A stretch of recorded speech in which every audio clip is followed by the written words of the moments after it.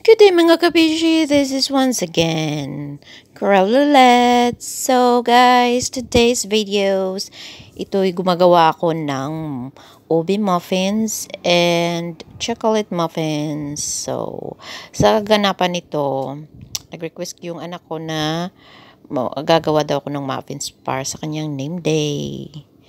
So, itong pagkagawa ko ng muffins guys, hininaan ko lang siya ng apoy until 170 degrees para hindi titigas yung quality ng ng muffins.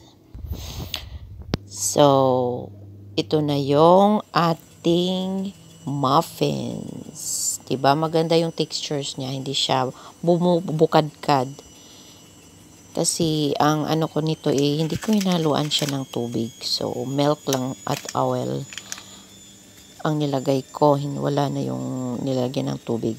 So, ayun, nagpo-frosting na kami ng anak ko para man ma-feel niya ang kanyang pagiging chef ng anak ko. So, request niya yung 3 kulay. So, medyo mahirap kasi nga malaki yung piping bag natin. Tapos, kailangan natin ng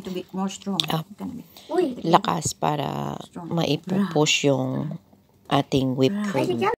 Nilalagyan na niya ng chocolate, sprinkled chocolate sa taas ng muffins.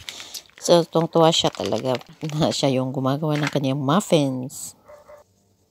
So tasty. Who make it?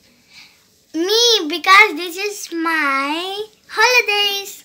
Name day. Name day. I'm Sappho Atina.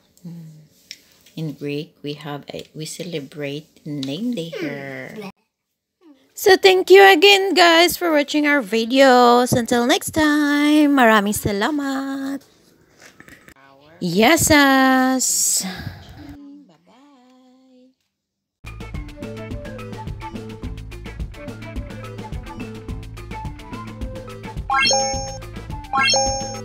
Bye-bye.